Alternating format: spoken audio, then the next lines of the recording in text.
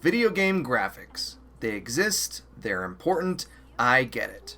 The more you care about or pay attention to video games, the more important their graphics seem. But something's really been getting under my skin and becoming just outright infuriating about the increasing elitism in how we grade how games look, especially in the professional games journalism sphere. What really grabbed my goat as of recently was professional coverage of the Switch port of Obsidian's science fiction role-playing game, The Outer Worlds. I'm not even talking about YouTubers who are big enough to earn a living playing games. They don't seem to care. I'm talking about the old guard of games journalists who have some ancient obligation to whip out a slide ruler, a frame counter, and an increasingly extreme standard of what graphical fidelity should be in 2020. I'm talking about the digital Foundries of the world, the IGNs. I'm even talking about Giant Bomb. And this coverage is extremely petty. Now, I get people have valid issues with The Outer Worlds as a game. I haven't played it yet, and I'd love to, but that's not what's on trial here. The Nintendo Switch, even when docked to a TV without CPU and GPU power restrictions, is only a fraction as powerful as the base versions of the Xbox One or PlayStation 4, which launched most of a decade ago. This Switch port isn't the prettiest, but it's far from bad. It's far from unplayable. The frame rate, as demonstrated, is stable and doesn't hitch when the action kicks up. So these guys, these brilliant game experts, line this somewhat compromised but still perfectly acceptable footage of this Switch port side by side with footage captured from Xbox One X's and high-end PCs just to demonstrate how crappy this port is. This explosion, even without a full suite of shaders, still looks just fine. Look at this skybox. It's missing clouds, but it still looks just fine. It looks like a sky on a day where there aren't clouds. Look at these textures. No, they're not as sharp, but it still clearly looks like what it's supposed to look like. These animated talking heads look fine, but holy crap, these Switch graphics are completely garbage because the hardware can't draw a bokeh background. Just on and on. The thing is, if the video weren't constantly prodding and informing you which version were which, or flashing the two versions side by side, or one in front of the other, I guarantee you probably wouldn't even notice most of the graphical differences. Many, like the talking head bokeh or the cloudless sky, can be easily interpreted as creative decisions and not necessarily technical decisions. Not better or worse, just different. There's also a missing in the forest for the trees aspect here, where the Nintendo Switch is the only platform that allows you to take the Outer Worlds with you as a mobile experience, something that seems to have been completely lost in the relentless graphical analysis. Broadly speaking, we rate graphics by aesthetic and performance. Aesthetically, we take note of a game's art direction, how the world looks, the renderer used, how characters look, what particle effects are employed, and so forth. This is pretty subjective.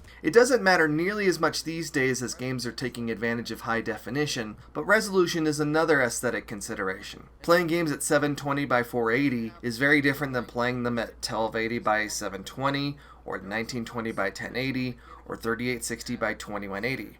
But again, that gulf has greatly diminished in the modern era as TVs have re-standardized to high definition, and 4K sets are becoming really inexpensive. And then there's the performance aspect, basically the game's frame rate, which is dramatically less subjective. If the game is unable to draw frames fast enough, this can give the game a stuttery, unpleasant look at best, and make the game completely unplayable at worst. But this standard has evolved over the years. Star Fox on the Super Nintendo, a 3D game on a system that wasn't designed for 3D games, but included a Super FX chip in the game cartridge to make the 3D rendering happen, ran at 15 frames per second at best, but it usually ran in the single digits. Most of the time you're playing it, you can count the frames as they're being drawn. These days, 27 years later, the struggle is getting petty if the game isn't running at a consistent 60 frames per second. This brings me to my next example. Now, I love Giant Bomb. I've been listening to the Bombcast every Tuesday and consuming their content since 2009. I've been listening to the Beastcast since Vinny and Alex moved to the East Coast. I haven't been able to afford Giant Bomb Premium in years, but you get the picture. I'm a fan. But when it comes to graphical fidelity, their conversations can become particularly snooty and highlight how insular they are as a set of professional gamers based out of extremely expensive urban offices. Often they make remarks like, "Why wouldn't you play this on the PC?" Or, "This is definitely better on the PC," / "I can't wait for the PC port," or, especially as new hardware is announced or arrives. Why not just build a PC if you want the best graphics? There are a bunch of problems with this mindset. First off, preference. A lot of people want to play games on their couch at the Lechner distance on TV sets that have become insanely cheap rather than sitting at a computer desk a foot from their monitor. The average gamer doesn't want to bother with casting or linking or inadequate experiences like Steam's big picture mode to get their PC on the same display. Unless they're doing the diligence to be a streamer, people want gaming to be easy. It's literally the job of Giant Bomb employees to make fantastical gaming setups like this work. They literally get paid to figure this stuff out. Even if the average gamer has a PC, it's probably not powerful enough to run games anything beyond arguably better over the base Xbox One or PS4. Odds are it's a laptop, which introduces its own set of restrictions. Secondly, however, is price. I don't have a definitive data set, but each Giant Bomb staffer seems to have at least 3 of the 4 major video game platforms, excluding half steps like the Xbox One X or PS4 Pro, and a phone for mobile games. Although Editor-in-Chief Jeff Gershman owns basically every piece of gaming hardware ever released, along with all of their Japanese counterparts somewhere in his garage. Side note, it's distracting that virtually all of the Giant Bomb staffers use iPhones and have zero perspective on Android gaming, despite the national market share of both platforms. But whatever, that's a whole other pie for a whole other picnic. To be completely transparent with you,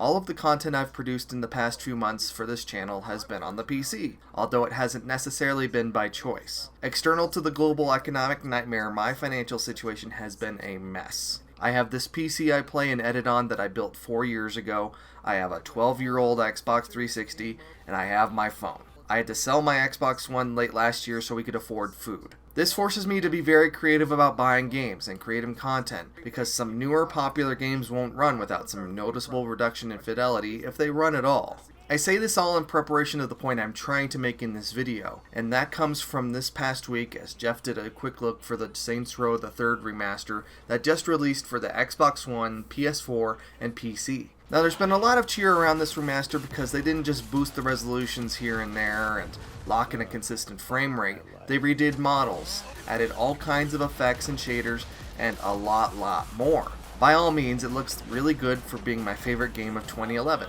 Jeff plays it and he's not impressed by the overall look and aesthetic of the remaster, which is totally fine. But then he says this. I was told and the frame rate, I think 4,000 objects or something like that. Okay, well, I think the frame rate kind of sucks. I'm sorry.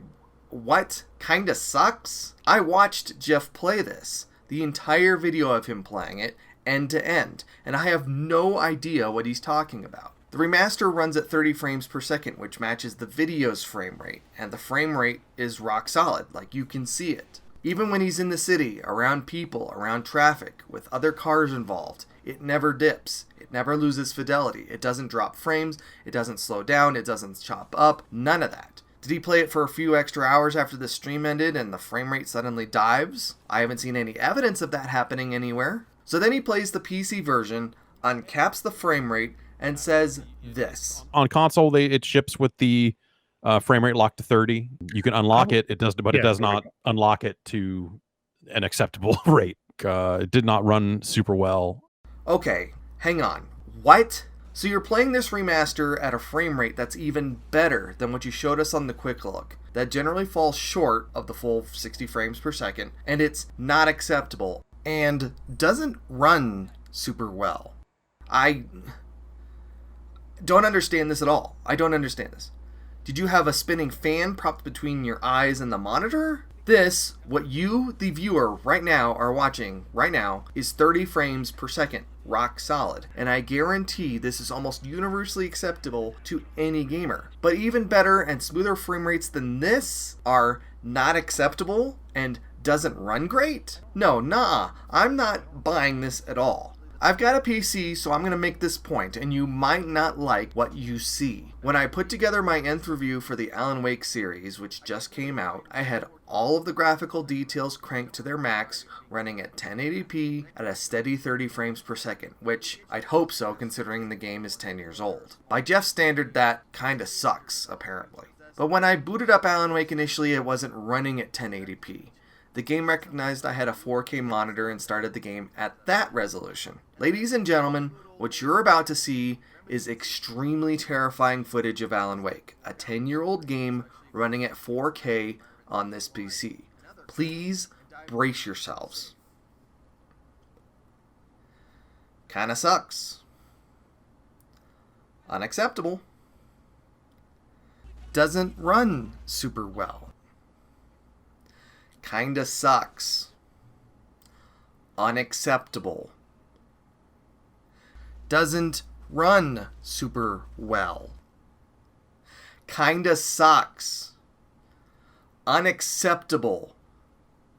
Doesn't run super well.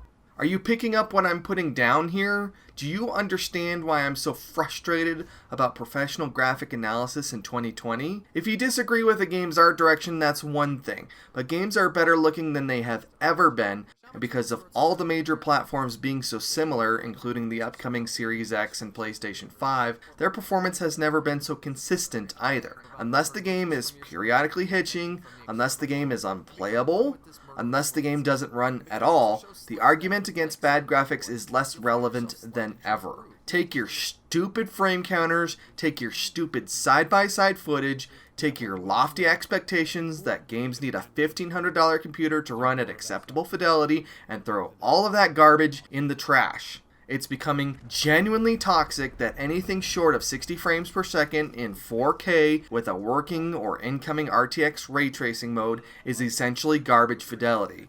It only serves to highlight how unmoored your perspective on graphical fidelity is, how insular your gaming environment is, or just how distant you are from the struggle of the average gamer in 2020. Stop complaining about graphics or get bent. Period. So what do you think about graphics analysis? What do you think about sweating over every pixel, every frame? Let me know down in the comments. Like and subscribe, hit that bell. Don't forget that the conversation continues on Discord and Reddit and Facebook and Twitter. Go check those out. Links in the description, all that fun stuff. And don't forget, hey,